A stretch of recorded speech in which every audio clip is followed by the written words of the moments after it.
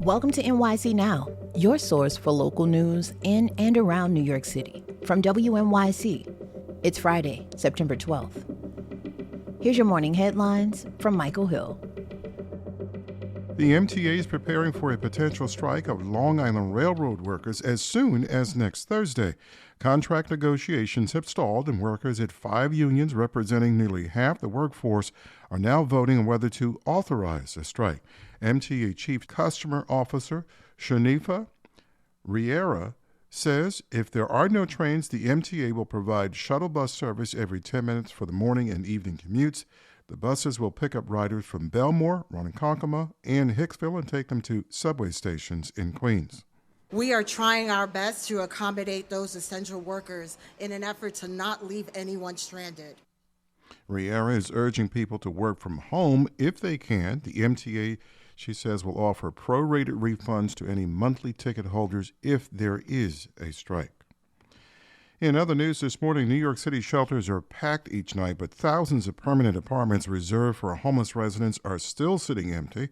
A new measure could help change that by requiring the city to track each of the empty units and report reasons for the vacancies. The City Council approved the legislation. A spokesperson for the city's social services agency says it will help identify apartments in need of renovation. City officials say around 5,000 supportive housing apartments were empty as recently as June. The units come with social services, and the city funds them through, and the state agencies do too. An upstate New York resident has become an online sensation in recent months for a scale model of New York City he says took him 2 decades to build. Since 2004, Joseph Macken has been recreating the 5 boroughs and the surroundings out of balsa wood, Styrofoam, and Elmer's glue. This April, the 63-year-old finished his 50 by 30-foot mini city in his Clifton Park basement. I jumped out of my chair and I cheered. I was very happy that I finally finished my last board, and I started a new city right after that. I didn't even think about displaying it until my kids said, "Why don't you get it displayed?" Macken began posting about his creation online and has gotten millions of views. It's been on display at the Cobleskill Fairgrounds and could soon come to the 5 boroughs. We're in the mid-60s now with clear skies, going up to a high near 80, right at 78. Sunny today with a light wind. Cool again tonight in the 60s, and then no rain for the weekend. It's Friday. That means it's time for our weekly segment of On the Way, covering all things transportation. That's after the break. NYC. I'm Sean Carlson for WNYC.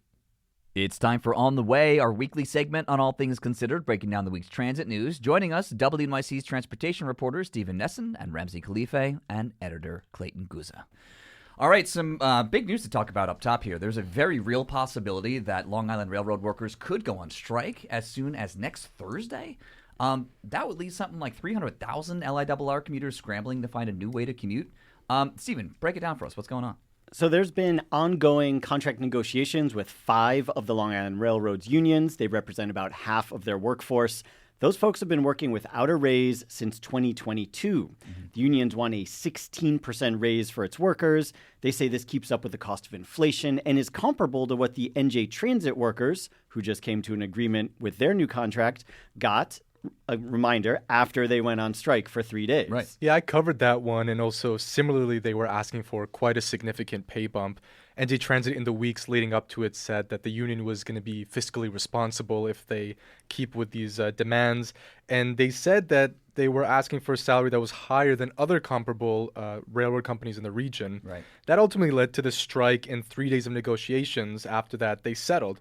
We don't actually know the specific details, but what has been shared by the Brotherhood of Locomotive Engineers and Trainmen, that's the union, they said that the agreement was 7 years long, includes a pay increase that raised hourly wages to over $50 an hour, and they also got retroactive pay and a signing bonus. The MTA says the Long Island Railroad unions are asking for more than what their colleagues across the river got, and they're warning that there's a chance that all of our fares could be impacted if they agree to those high salaries. It could throw the MTA's financial planning out of whack. Instead of that 4% biannual fare increase we see now, could be as much as 5 or 6%. Wow. But really, the reason the rubber's hitting the road right now, what's recently changed, is these parties have been negotiating for a while. There was federal mediation until August, when the federal mediator basically said these two sides are at an impasse. They cannot come to any agreement. We're done with this. So right now, the unions are voting on whether to go on strike. We'll know more about that on Monday. And if enough members approve it, by Thursday, train service on the Long Island Railroad could be halted. Clayton, help us understand here, because I thought in New York State, certain public workers just aren't allowed to go on strike, right? This is the Taylor Law. Does that not apply to LIRR workers? Right. Let's just give some background on the Taylor Law. Yeah. And it's why you don't see teacher strikes or New York City subway strikes in New York. And it's not because we have not weak unions. It's because in the 60s they passed this law named after George Taylor, this labor researcher. It was so unpopular and politically toxic that no governor wanted to put their name on it. Wow. But it essentially says public sector unions can't go on strike, but they get to preserve the terms of their contract after it expires until they come to a new one. Okay. So it's why subway strikes are technically illegal. Why in 2005, when Roger Toussaint, who was the head of the Transit Workers Union, he went to jail for leading a strike. That doesn't apply to the LIRR and Metro North because they're regulated under the Federal Railway Act, which supersedes it, right? So they kind of play by a different set of rules, which is really their bargaining chip, their leverage here. And the last time LIRR had a significant strike was back in '87, shut down service for 11 days. Then President Reagan had to come in, kind of bring in an emergency board and diffuse the whole situation. It's unclear if Trump would do the same thing this time around. Yeah. All right, Stephen, I'm really curious to hear what regular folks are saying about this. You spoke to some writers, right? What are they saying about it? Yeah, I was out earlier this week. At that point, a lot of folks hadn't really heard about the strike, maybe some rumblings. Several people said they would just work from home. They hope to be resolved quickly like the NJ Transit strike was. But not everyone can work from home. I met Sharon Hirsch. She owns a shop called Balloon Saloon. Okay. You can guess what she sells. And she says there's just no way she can afford to drive in and park, the extra time that comes with that.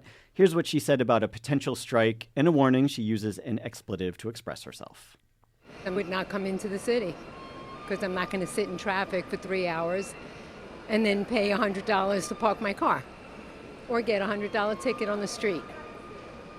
So basically, you could bleep me out. We're She says she doesn't know who's going to run the balloon shop if there are no trains. Right. And the Balloon Saloon, not only a really valued Manhattan business. Sure. Great name. Yeah. Great name, Balloon Saloon. Yeah, right. And I think it's safe to say if the LIRR goes on strike, that business, a lot of others, can be deflated. But jokes aside, though, commuting is really going to be a real challenge. And that's because it's so different from the New Jersey Transit strikes. Those commuters could at least take the PATH train, take a cab or ferry. If they want to spend some more money, they could even take the Amtrak trains. Sure. Here's LIRR President Rob Free pointing to working from home as maybe one of the main options for riders affected from this potential strike. People have other options. We don't want to explore those options. We don't want to strike. They have to realize they need to come to the table and make concessions. So now we have to wait and see if the two parties will actually come back to the negotiation table and maybe prevent this from happening altogether. Okay. Next up here, I'm really curious about this one just based on previous conversations we've had on the way. The state controller released a report earlier this week that audited the MTA subway service over the last year. What are the biggest takeaways? They took a look at the data and found, from 2024 to the first half of this year, similar to a common thread in our reporting, that there's aging infrastructure, old train cars, signal systems and tracks. It's really worsening service for riders. So if you just look at delays caused by infrastructure and equipment failures, they're contributing now to a greater percentage of total delays. Then there are major incidents. That's an incident that causes 50 or more delays. Those have spiked so far this year as, quote, subway car problems continue to plague the system. So what that means is if you look at the data, there were 27 major incidents due to old subway cars in the first half of 2024. In the first half of this year, major incidents from busted cars have actually tripled, or at least nearly tripled. So the state comptroller, Tom Stanapoli, is saying that the MTA must address signal issues and those subway cars to really minimize delays and improve the experience for riders. I think a couple points to make here. It's not just subway cars; it's infrastructure and equipment writ large that's causing a lot of problems for the MTA lately, and it's a lot of the aging infrastructure that they're trying to fix. Last week we were first to report on MTA data that showed June and July. The subways had the worst June and July this year that they've had since 2018, when service was really bad. You might not have noticed it as much in terms of big crowds and photos because we have more than like 1.5 million fewer riders per day. But anyone who took the system, especially the lettered lines, saw and experienced regular delays. We had those big outages in July around West 4th that kind of trickled throughout the system. But the data really shows signals, car breakdowns, electrical problems continued and repeatedly affected riders and commutes across June and July. And the MTA has really pushed back against that reporting, saying, hey, we really improved things in August. But this data really just put some numbers behind what riders already know, like, hey, we're seeing some concerning problems. Now, on the other side of that, the MTA had just passed this 5-year capital plan this year to really invest in all these underlying systems that you can't see. We've covered it extensively at this newsroom. But a part of that is, to Ramsey's point, part of this capital plan is replacing old subway cars. A third of the subway cars in the city are more than 40 years old. They're jalopies, they're clunkers, they're beaters. You imagine driving around, you drive a motorcycle, that thing's not 40 years old. Forget about it. Yeah, no, it wouldn't work for a second. Yeah, exactly. It wouldn't work. Yeah. Vintage is cool, though. And the comptroller is warning, though, that, okay, there's all these new investments, but they have to do it on time and on budget. Yeah. Earlier this year, there was an audit that found another audit that basically the current modernization signal projects, those are behind schedule. You can't have that. So the longer that goes, the longer riders will have to experience some pain commuting around the city. Okay, we're going to switch some gears here. East Harlem residents are calling for an abandoned station dating back to the 19th century to be integrated into a new station as part of the 2nd Avenue subway extension project. Ramsey, what's going on? Yeah, basically in the basement of the lobby of the Metro North station in Harlem, 125th Street, there's this abandoned old station that dates back to the late 19th century. Cool. That's before there was the elevated Park Avenue viaduct, and when they closed it up, it became this basement that nobody ever touched. So now local leaders and advocates want to use it for the new 2nd Avenue subway extension project. At the same intersection, there will be a new Q-line subway station. They're saying, why not make this Grand Central Station uptown that houses all the train services under one roof? You can really connect from one to the other without having to leave the station. The MTA has looked at the design proposal and said it isn't feasible, so I guess we have to wait and see. Yeah. And they do point out they're using some other abandoned underground infrastructure, particularly an old tunnel abandoned in the 70s. They're going to repurpose that to build the 2nd Avenue subway, so it's kind of a mixed bag and antiquated tunnels for the MTA. Vintage tunnels. Well, thanks to WNYC's Ramsey Khalife and Stephen Nesson and editor Clayton Guzzi. You can stay in the know on all things transit or ask a question of your own by signing up for a weekly newsletter at gothamist.com/on the way. My friends, as always, it's been fun. Thank you. Thank you, Sean.